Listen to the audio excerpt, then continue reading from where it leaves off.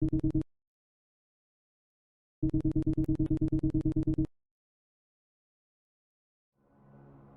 first game I played in 2023 was a little indie game called Stray. You play as an orange cat who is separated from its friends at the start of the game. The cat falls into a hole that leads to an underground city that is inhabited by droids. As you find your way through each of the game's areas, you learn more about the world around you by exploring every inch of the environment and interacting with these multifaceted droids. While searching for a way to return to the surface, you activate and befriend a small and mysterious drone named B-12. I liked having B-12 around because it made me feel less alone in the unfamiliar and, at times, unwelcoming environments of the game. The cat's movement controls were easy enough to use despite me occasionally falling while scaling building exteriors, though I did like that almost any platform in the game could be used to jump on and climb. It was a fun addition to be able to do chaotic cat things like knocking items over and scratching all kinds of surfaces. I even had the ability to make the cat give the droids some nuzzles whether they liked it or not, and I was pleasantly surprised with how each droid NPC varied in their level of acceptance for the cat. Ant Village was my favorite area to explore in the game, mostly due to its quaint atmosphere that gave players a little break from the action sequences. The giant treehouse-like structure was the home to some interesting droids that seemed to live a more relaxed lifestyle than their slum counterparts.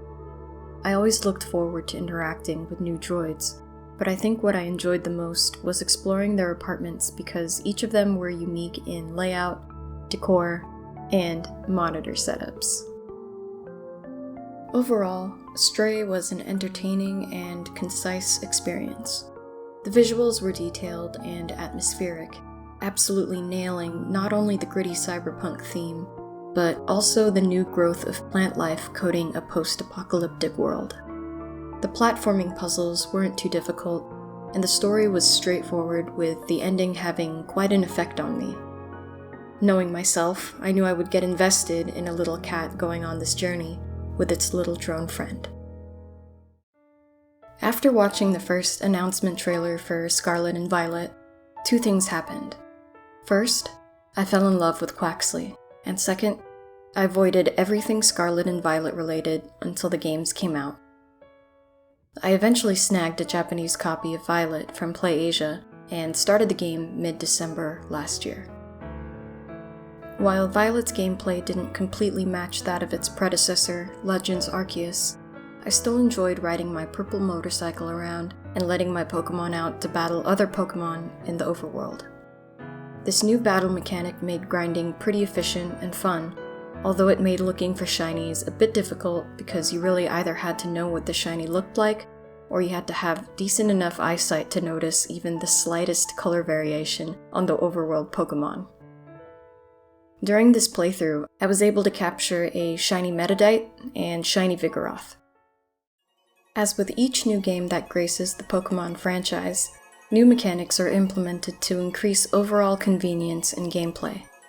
The game's menu screen now gave you the ability to access Pokémon storage boxes without having to go to a Pokémon Center, which was really nice. Violet wasn't necessarily the most open-world game because you had to unlock certain abilities to get through blocked areas, making it a bit linear in a way, which was fine. I loved exploring all of the different environments, just like in Legends Arceus.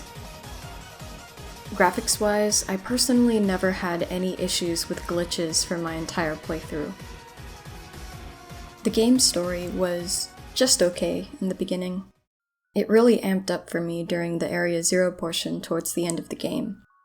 The Area Zero theme was my favorite piece of music in the entire game. It sounded so different from a majority of the music in the Pokémon franchise, and I loved the haunting feeling it brought. It was as if the main character and her friends ventured into an untouched land that they weren't meant to see. I also didn't really see the main character and side character trio as a solid group of friends until the Area Zero portion. The final battle against Professor Turo was so epic in its own right.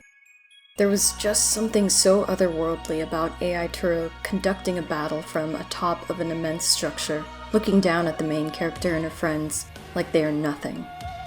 All the while sending out Pokemon from the far future that contain semblances of modern-day Pokemon, but with enough minor differences that make them seem eerily familiar, but foreign at the same time.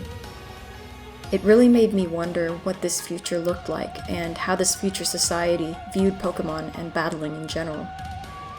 This whole ending really stuck out to me as my favorite part of the game, and I do plan to play the DLC in the future.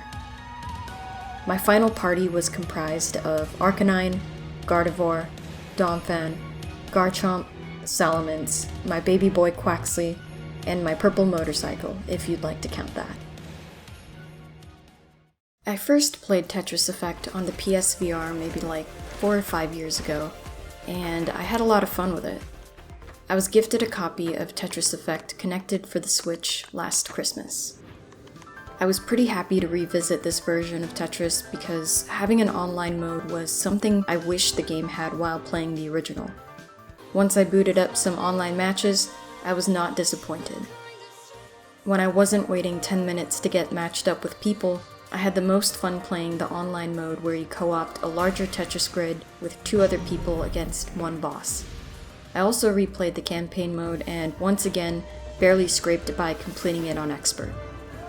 If finding online matches wasn't so time-consuming, I'd definitely play more, but it's okay because Tetris 99 is more than enough to fill that void.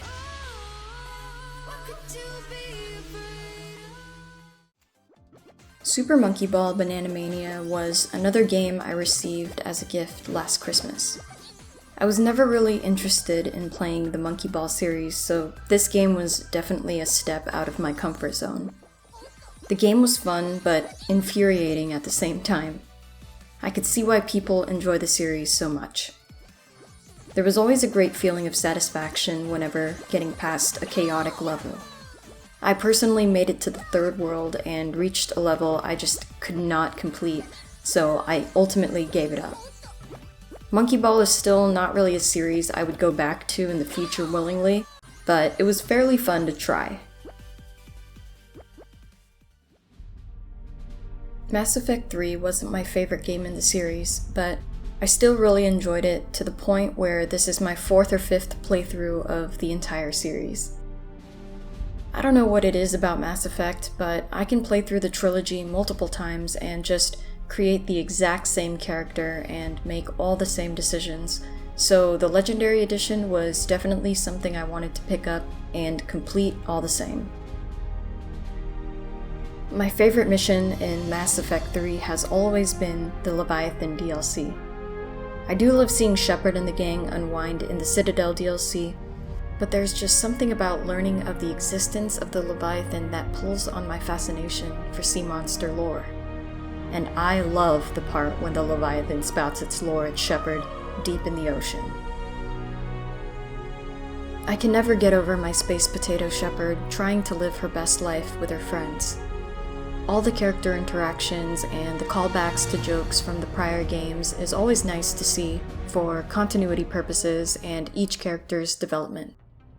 The gameplay and cutscenes are always satisfying to look at, and I appreciate all of the details in the environments, as well as just staring at all the sexy space armor. The only thing the Legendary Edition was missing was Mass Effect 3's multiplayer. Now that was a lot of fun.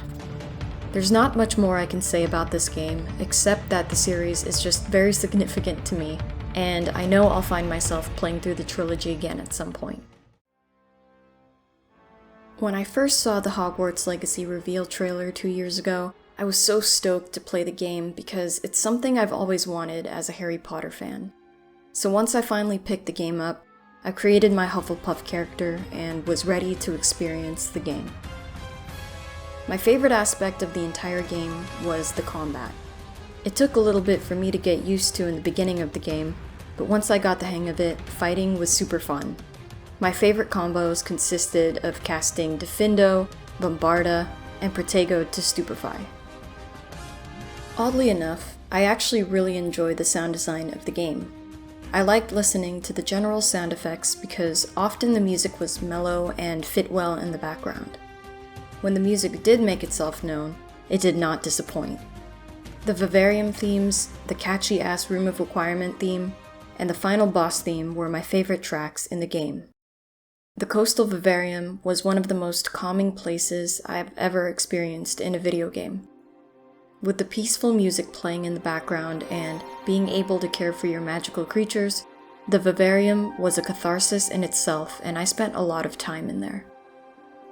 One great feature of the game was being able to customize what your character wore. In the menu where you could dress your character, you could always equip them with the best stat gear, but through transfiguration, you could visibly change what your character wore, so you were able to coordinate your outfits however you wanted, without having to look ridiculous in order to keep the best stats. I wasn't a fan of how experience was gained by completing tasks and not from constantly engaging in combat. The Merlin trials got a bit old after a while. The game itself was not difficult to complete. I played the game on normal difficulty, and if you just finish all of the main missions and a majority of the side quests and extra quests before the big boss fight, you'll be pretty OP and the fight will be easy. I also wasn't too invested in the characters or the story. Poppy was my favorite character, and I could not stand Sebastian. I did enjoy speaking with the professors and learning about their backstories as they continued to build on the series' lore. Otherwise, the story wasn't anything crazy. I saw it as just a cool side story in the Harry Potter universe that touches upon the concept of ancient magic. I hope the franchise will choose to build upon this concept in the future.